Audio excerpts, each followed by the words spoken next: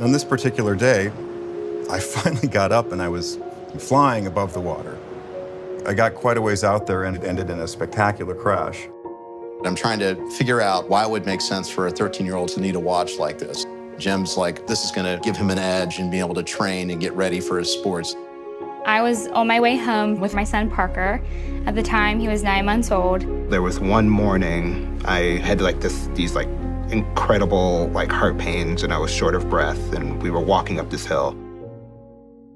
My watch just kept dinging at me and it was like, you have elevated heart rate. What's going on? I'm like, I'm just walking, That heart rate alert just kept going off and off. And I was like, okay, this isn't normal, I was probably about a mile offshore.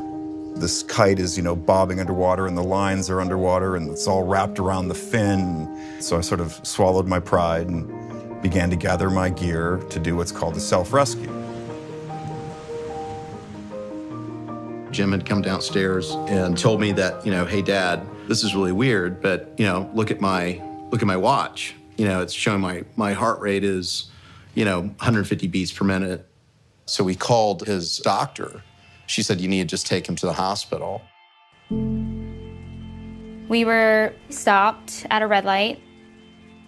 Out of nowhere, completely blindsided, Parker and I got hit by a drunk driver going 62 miles an hour. I go get the scan, and sure enough, they find a bunch of clots in my left lung. And they rush me out of there immediately. They're like, stay put, don't move. These things can dislodge at any second. I kept swimming and I kept swimming and it didn't seem like I got any closer. And I looked at my watch and thought, wow, I'm gonna try this out. I hadn't even tried a call from the water. Called my son. He was able to text me the number for the rescue boat. It was weird. They just started filling the room. So I go from having 2 nurses and a cardiologist and the attending emergency room doctor in there to suddenly more and more people are getting in there. By this point, his heart rate was just going, 175, 180 beats per minute, and it just steadily staying there. The only thing that I could comprehend was sound. And in that moment, I grabbed down and I felt my wrist and I felt my watch. And I immediately said, Siri, call 911. The ambulance was able to ping where I was at, and the police officer was able to hand us over to the medical team.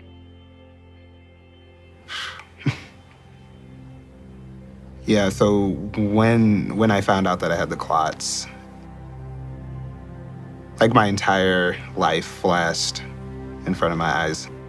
The main doctor at the ER was like, if you waited a couple days, you probably would not have made it. They were getting ready to push another medication, and then the cardiologist comes in there. He looked at me and says, I just want you to be prepared. If this does not work, you're gonna be airlifted. And it just kind of hit me how serious this was. Everybody in that room was just quiet. Just watching that monitor, all staring at it. And then all of a sudden,